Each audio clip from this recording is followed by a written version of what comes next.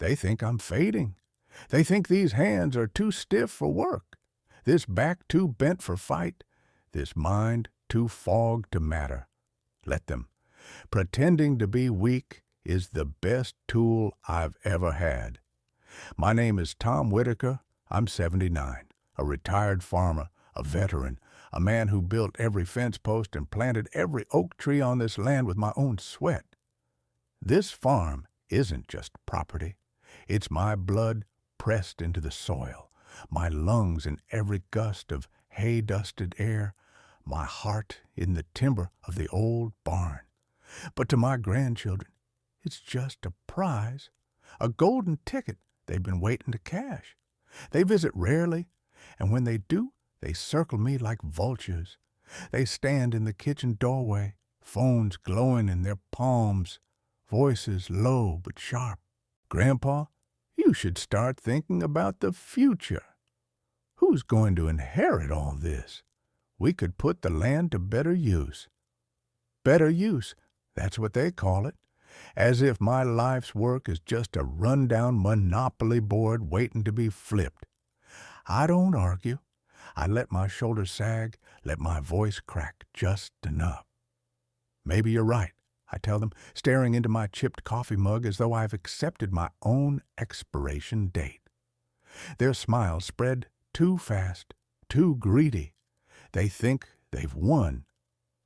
That night, when the house creaks with its usual winter groans and the only sound is the tick of the brass clock above the mantel, I write down one sentence in my old ledger. They don't know who they're dealing with. The next morning, I drive into town. My truck rattles like bones, the heater long dead, the windows fogging with every breath. I don't mind.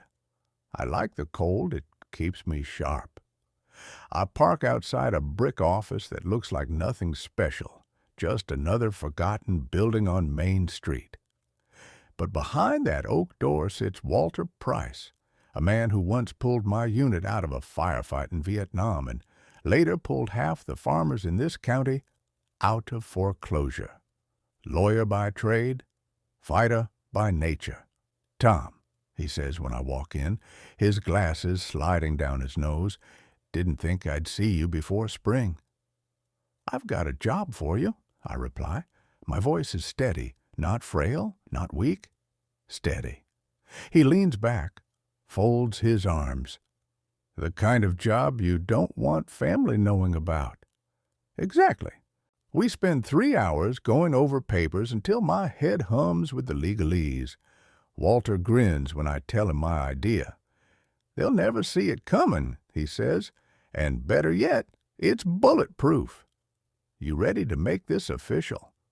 I nod. My signature shakes just enough to look like old age, but I know what it really means. The first stone has been laid. When I drive home, the farm greets me like an old soldier, tired, scarred, but still standing. The barn door hangs crooked, the windmill squeaks in protest. The soil waits for spring's plow. I run my hand over the rough wood of the porch rail, and for a moment I feel the weight of every season I survived here. Droughts, floods, harvests that nearly killed me, but never did. This place is more alive than the children who want to bury it under asphalt. The following Sunday, I invite the family for dinner. One last proper meal before I make some decisions. I say over the phone, coughing for effect. They all accept in record time. That evening, I set the table myself. Roasted chicken, cornbread, mashed potatoes, the kind of food they used to eat with gratitude when they were small. Now they eye the plates like critics, whispering about carbs and calories. I let them. After dessert, I push back my chair, the legs scraping the floor with a sharp squeal. The room falls quiet. I pull a stack of thick envelopes from my coat pocket and lay them on the table. Each one is sealed with red wax, old-fashioned, deliberate. Their eyes widen. What's this? My oldest grandson asks, already reaching. I slide the envelopes closer. Papers. You want the farm, the house, the land. You'll get them, but only if you follow my rules. A hush settles, thicker than the wood smoke drifting in from the fireplace. They exchange quick glances, greedy and curious. I see it all, the flicker of hunger, the twitch of suspicion, but no one dares to speak first. I lean forward, letting the lamplight cast shadows across my face. Read them, I say, every word. Then tell me if you still think you're ready for what you've been asking for. And that's where I leave them, forks paused, mouths tight, hands trembling, just inches from the truth. Because what waits inside those envelopes will change everything. The sound of paper tearing filled the dining room, wax seals cracked, envelopes opened. For a moment, the only thing louder was the fire hissing in the hearth. My grandchildren bent their heads low, eyes darting from line to line, faces lit by the yellow lamp above the table. The silence stretched. Then came a laugh, quick and nervous. Take care of livestock? Seriously, my granddaughter Emily said, waving the paper like it was a bad joke. That's what, 4 a.m. wake-ups? Muddy boots? I've got a job, Grandpa. Restore the barn, her brother Mark added, his grin too wide, too forced. That old pile of wood should have collapsed 10 years ago. Maybe we should just burn it down and call it a day. I didn't flinch. I didn't raise my voice. I just leaned back, folded my hands over my stomach, and asked, Are you saying you can't do it? Their smirks faltered. None of them wanted to be the first to admit weakness. Pride can be a leash if you know how to pull it. It's child's play, Mark said finally, puffing his chest. We'll have it wrapped up in no time. The others nodded, too eager, too sure. Child's play. That phrase hung in the air long after the plates were cleared. When the last of them drove off, headlights bouncing down my gravel road, I stood at the kitchen sink, rinsing the dishes slowly. My reflection in the window looked like a ghost, hair white, face lined, but eyes sharp. Outside, the barn leaned in the distance, black against the frost-bitten fields. It hadn't been touched in years. The wood groaned whenever the wind shifted, the roof patchy as a scarecrow's hat. Let's see how much child's play they think it is when the first storm blows through. The next morning, I woke before dawn, as always. The farm doesn't let you sleep in. I stepped onto the porch, the air so cold it stung my teeth. Frost glazed the fields like thin glass. I watched my breath curl upward and listened. Silence. No engines, no chatter, no footsteps. My grandchildren hadn't arrived yet. By noon, one truck finally rolled in.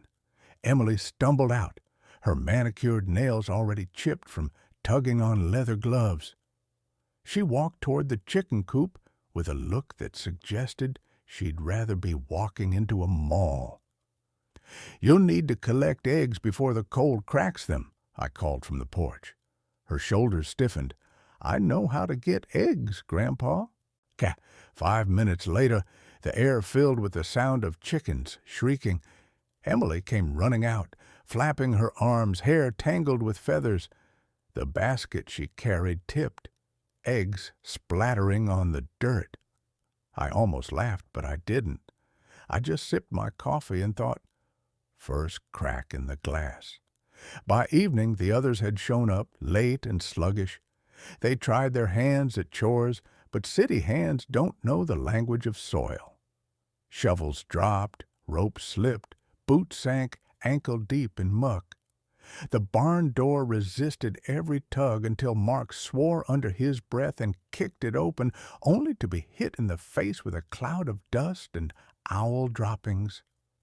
At dinner, I listened to their complaints pile higher than the mashed potatoes. This is ridiculous. We're wasting time. Why don't we just hire help? I stirred my stew slowly, watching steam rise. Because the conditions are yours. Not a hired man's, not a neighbor's. Yours. Their faces tightened. That was the first humiliation, realizing no shortcuts would pass. That night, I wrote in my ledger again. They'll break before spring. Days blurred into weeks. They came less eager, more bitter. Emily's nails turned raw. Mark's back gave out after hauling hay bales wrong. Even the youngest, Sarah, who thought herself clever, ended up stuck in the mud behind the tractor, shoes lost somewhere in the field. I kept my distance, observed, took notes.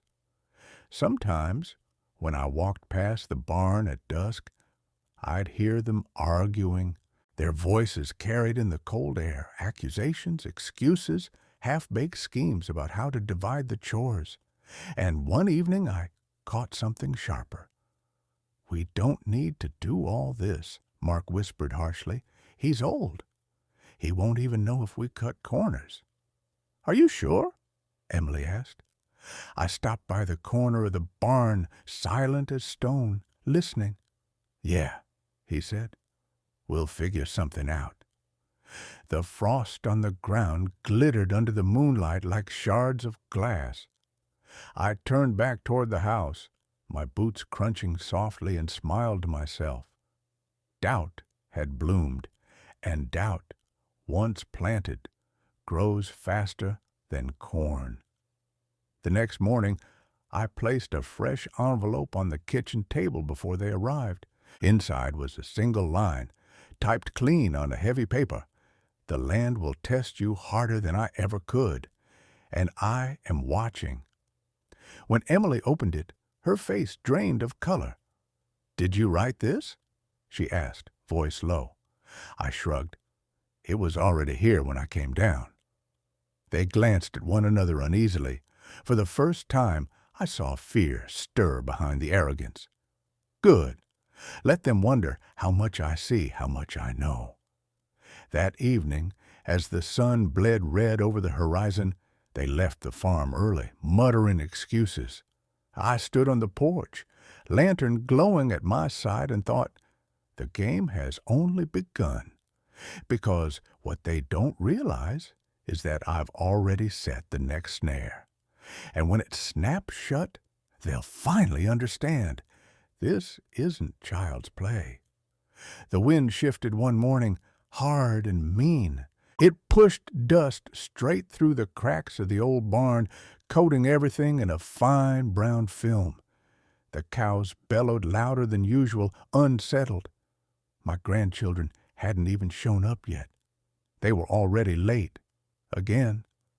I leaned on the porch rail, mug warm in my hands, and let the storm sting my cheeks. Out across the fields, the ground looked like smoke. My farm had weathered worse. The question was whether they could. By mid-morning, Mark's truck finally pulled in, backfiring like it needed mercy. He hopped out wearing brand-new boots, spotless, like he'd just taken them off a store shelf.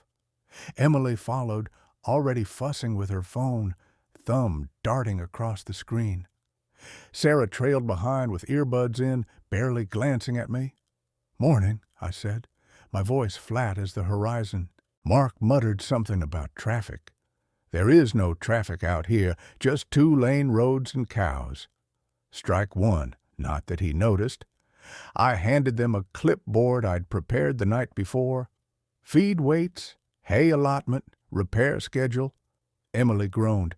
"You actually expect us to—" "Yes," I cut in. "If you want the land, you follow the rules." Remember?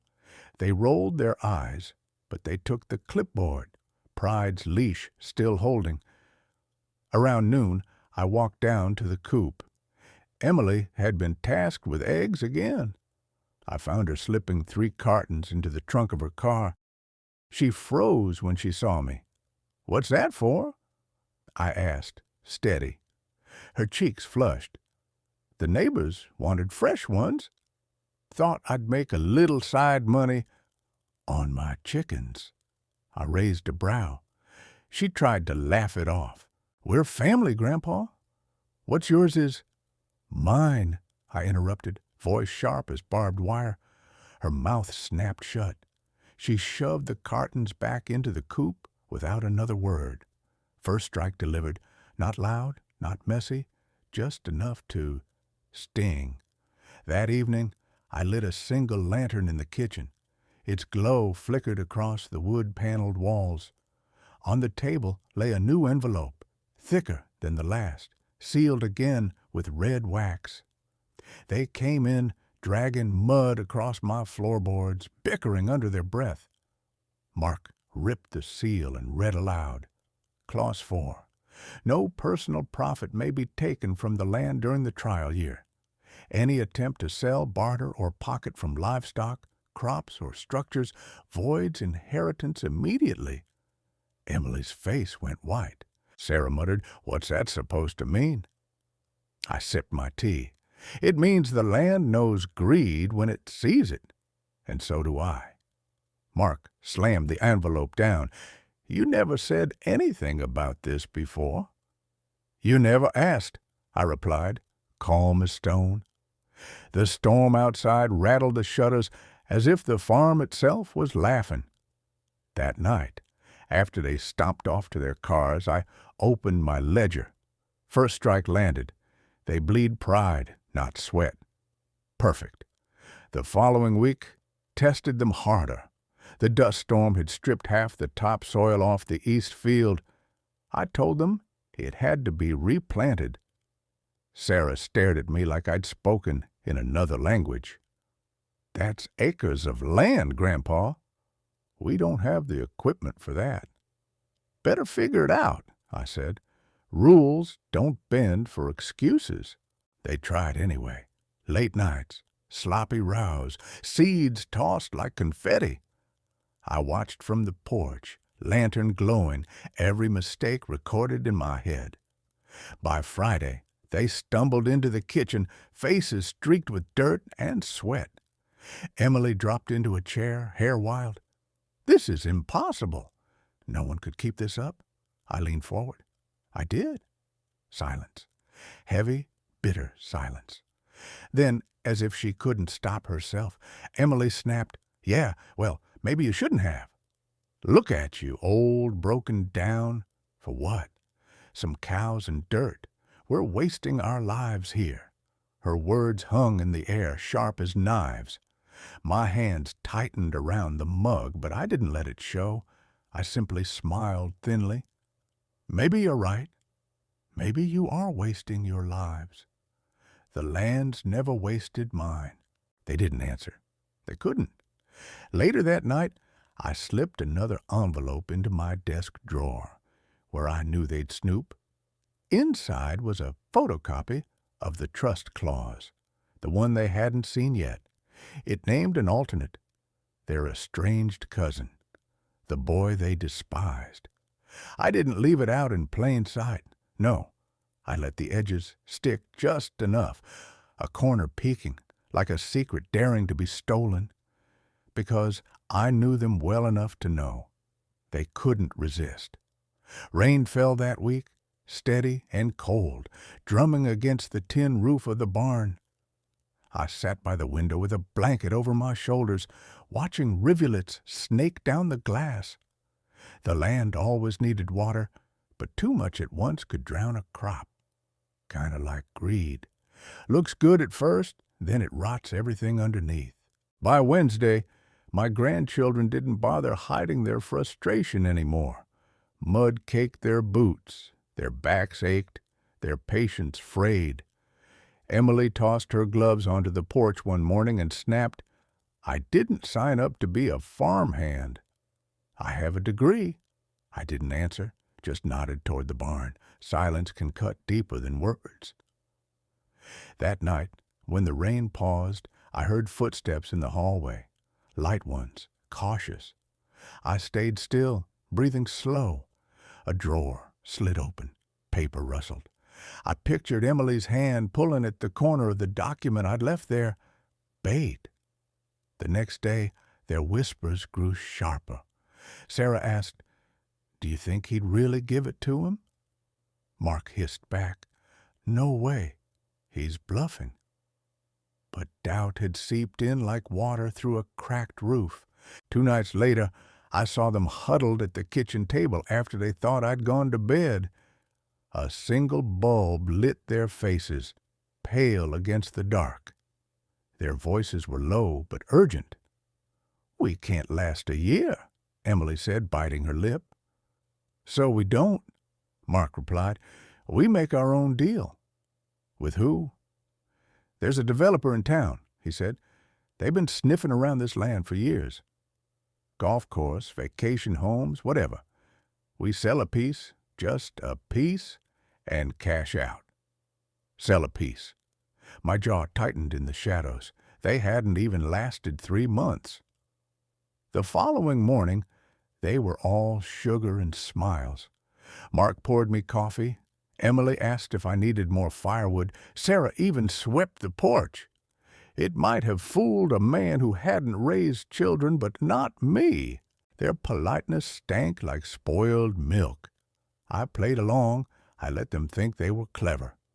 "You kids are doing fine," I said, voice slow, frail. "Maybe I was wrong. Maybe you'll manage after all." They grinned, and that grin told me everything. By Friday they dressed sharp, no mud on their boots, hair neat, faces clean, said they had errands in town. I nodded, hiding my smile. I knew exactly where they were going.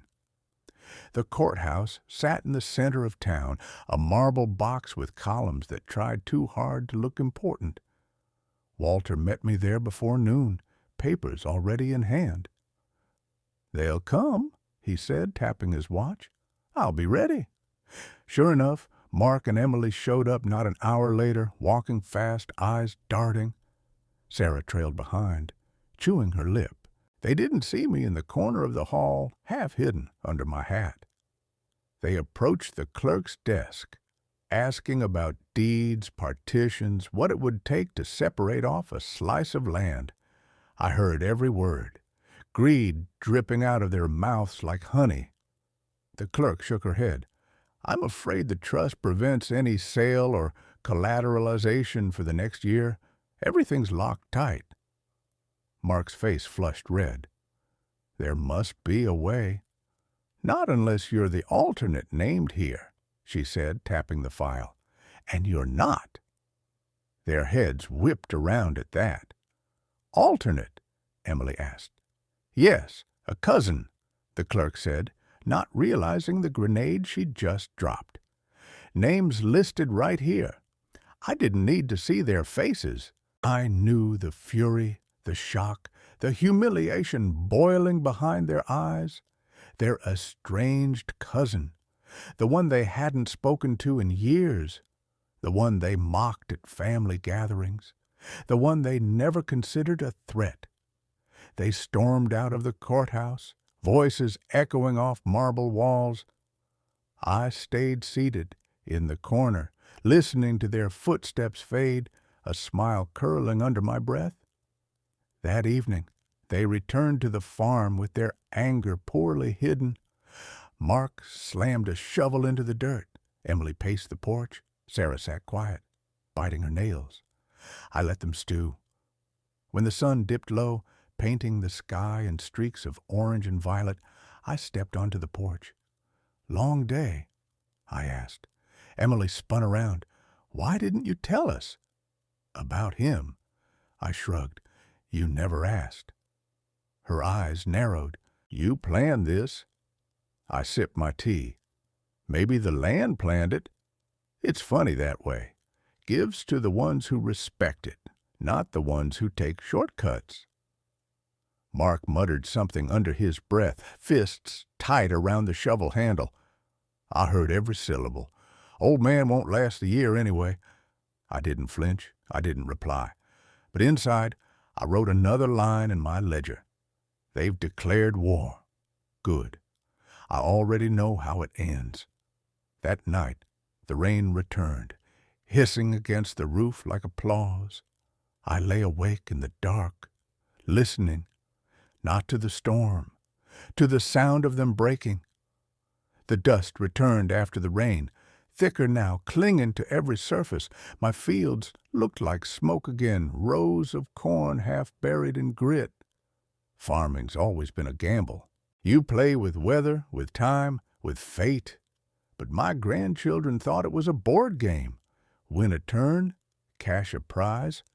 By July, they were worn thin, faces gaunt, clothes stained, hands blistered, but not humbled, never humbled.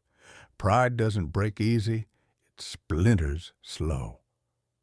I watched from the porch one evening as Mark wrestled with a broken fence post. He slammed it into the ground, missed the line completely, and cursed under his breath.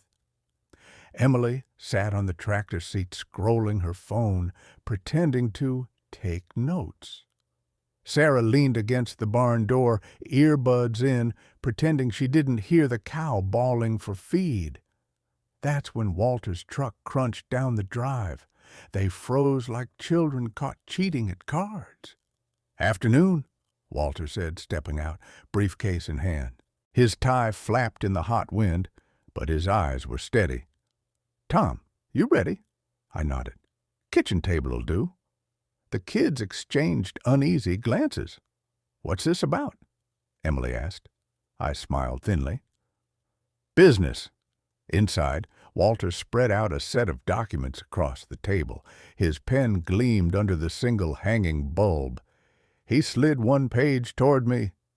"Need your initials here. And here." I signed, slow and deliberate. My hand didn't shake, not this time. "What's going on?" Mark demanded. Walter glanced at him. "Nothing that concerns you. Yet." That word landed like a hammer. Yet. By nightfall, I knew they'd snoop, and they did. I left the corner of one file sticking out of Walter's briefcase on purpose. When I came back from locking the barn, Sarah was at the table, flipping through it, eyes wide. "Alternate beneficiary," she whispered. "It's true." Mark snatched the page, read aloud, his voice rising. "Primary fallback, James Whitaker." Their cousin, the one they hadn't spoken to in a decade. Emily's face drained of color. "You mean he controls this, not us?" "Not yet," I said, stepping into the doorway. Their heads whipped toward me, guilt written plain. I let the silence burn them before I spoke again. "But if you keep cutting corners, if you keep trying to cheat, then yes. He'll control every acre, and you'll have nothing." They sputtered excuses, but I didn't need them. The land had already judged. The next week, word spread through town. Developers had approached my grandchildren with offers. Problem was, those offers never reached me. They died at the courthouse, shut down by the trust Walter and I built, and the clerk had loose lips. By Sunday, the diner buzzed with talk. Everyone knew my heirs had tried to sell me out.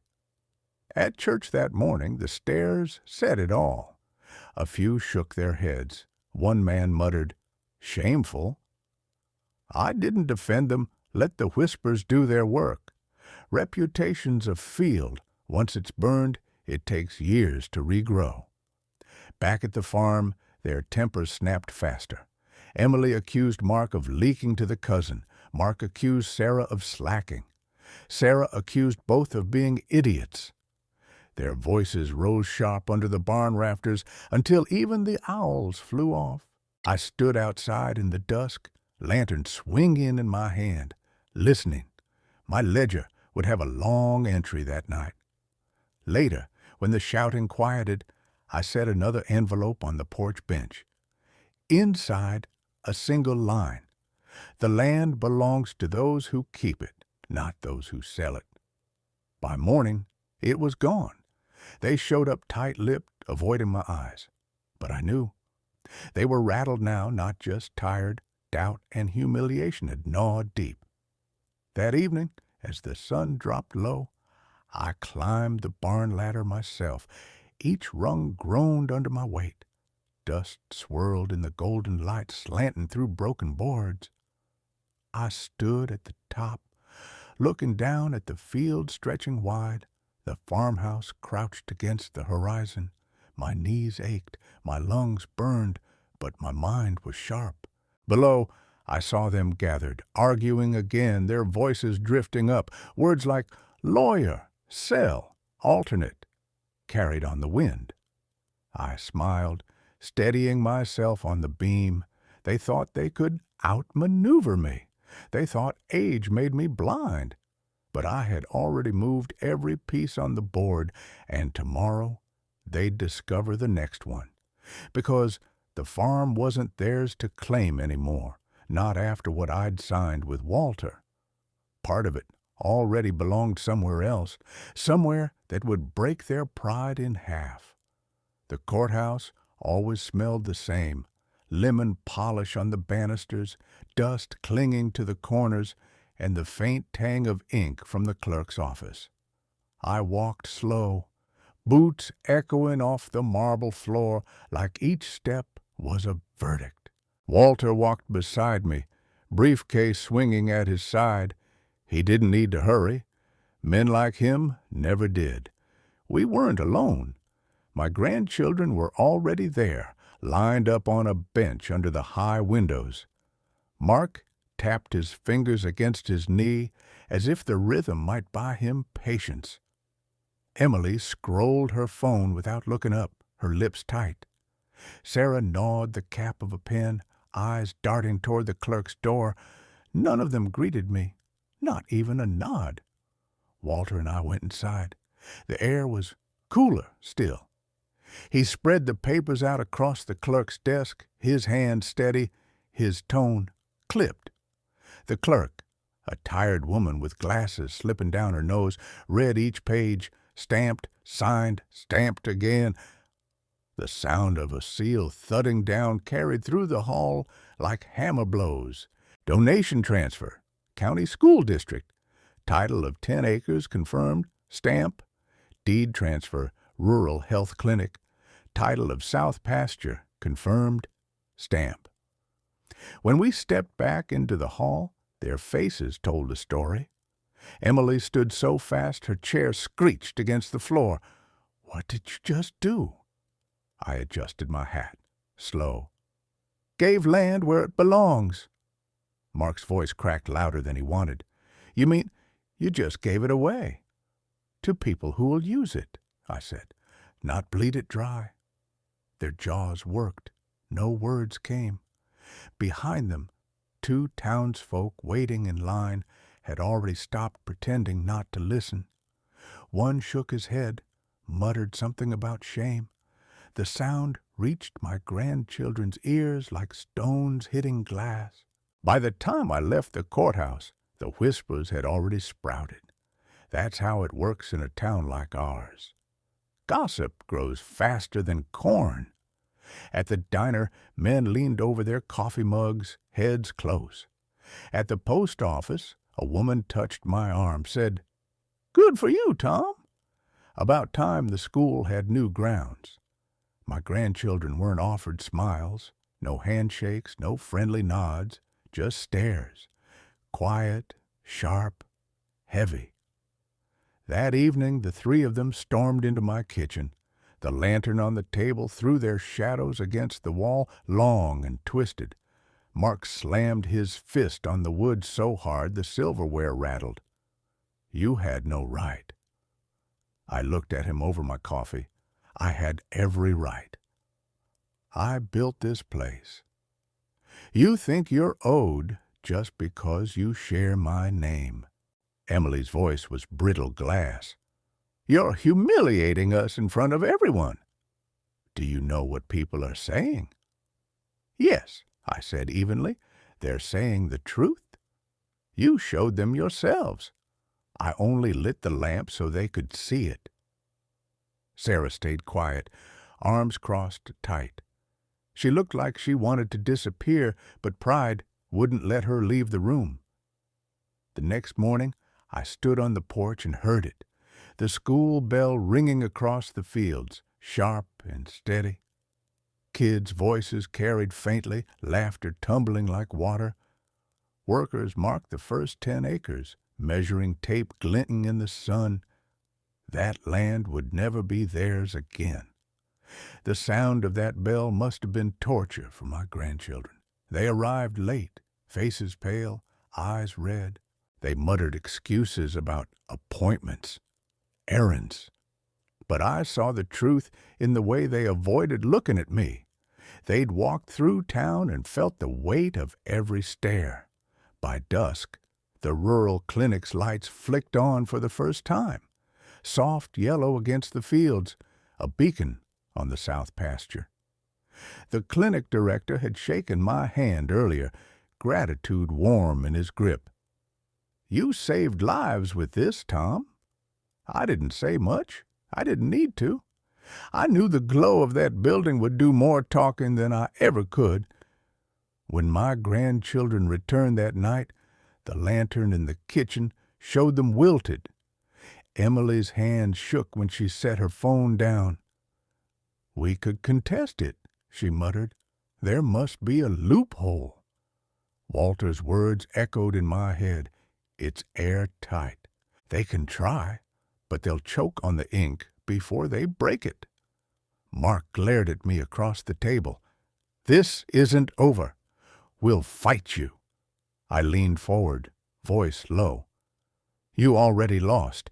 You just haven't admitted it yet." The silence that followed was colder than the night wind. After they left, I set another envelope on the porch bench. Inside, copies of the stamped deeds, school and clinic, each marked official. On the back, in my handwriting, one line: "Greed can't heal. Greed can't teach." By morning, the envelope was gone. I watched them from the barn that afternoon. Their movements were slower, clumsier.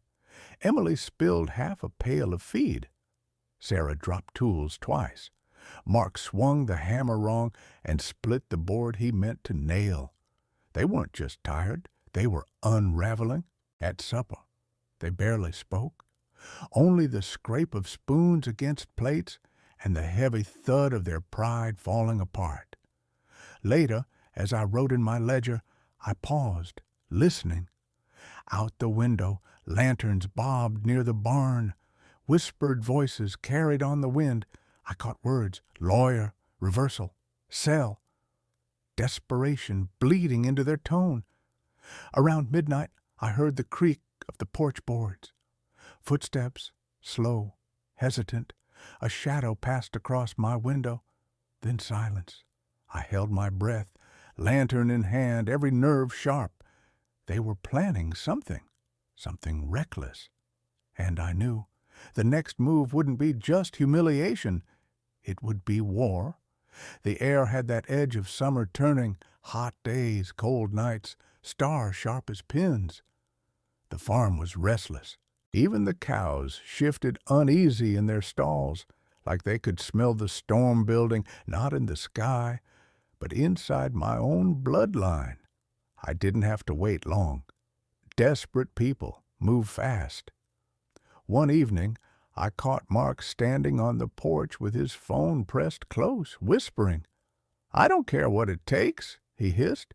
"Just draw up the paperwork." He's old. He'll be gone before the year's out. We just need the land locked down. He didn't notice me in the doorway, didn't hear the floor creak beneath my boot. I let him talk, every word sinking into my memory like nails into wood.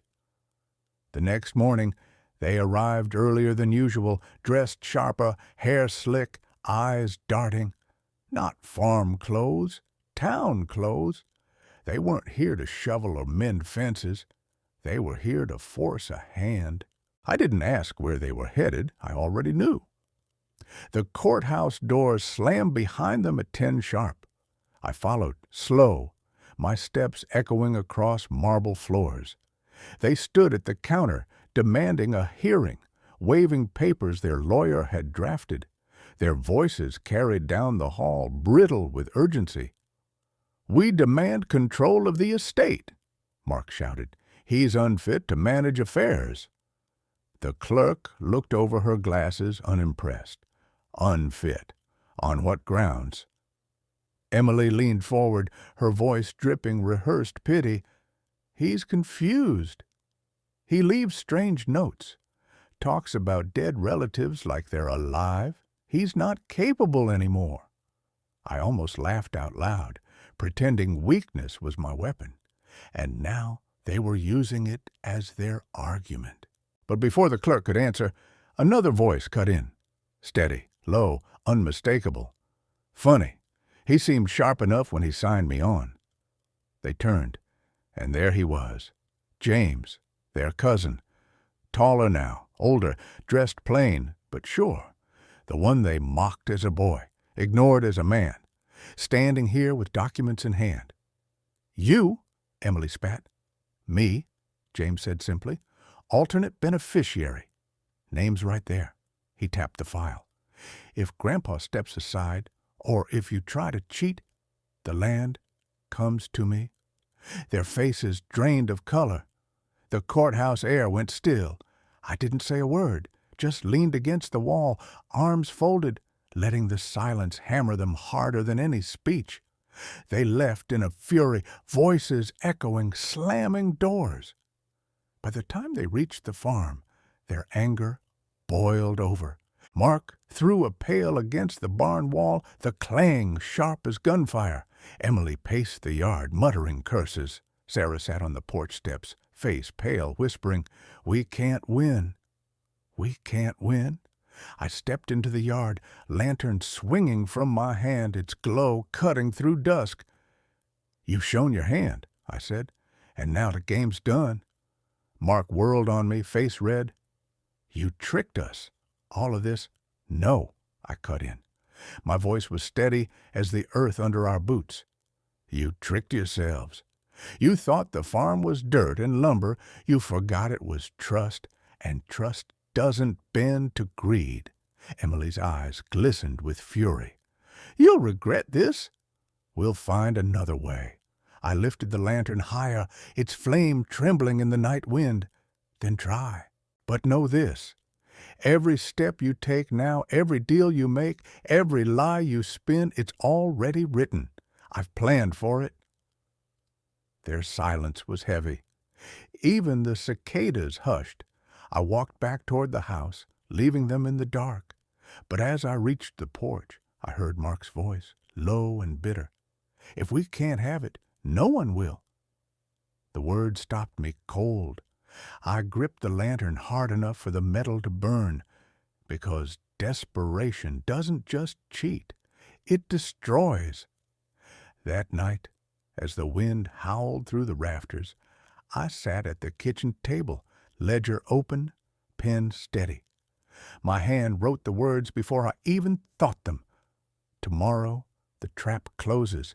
The fog rolled in before dawn, heavy and low, wrapping the fields like a shroud. I stood on the porch with my coffee, the air damp against my skin, and waited.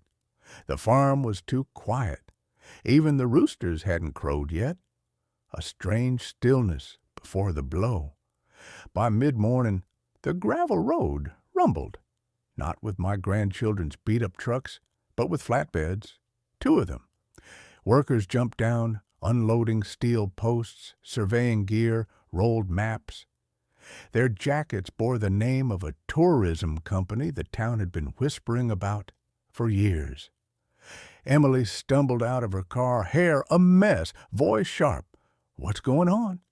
One of the workers glanced at her, then at his clipboard. "Lease transfer. 40 years.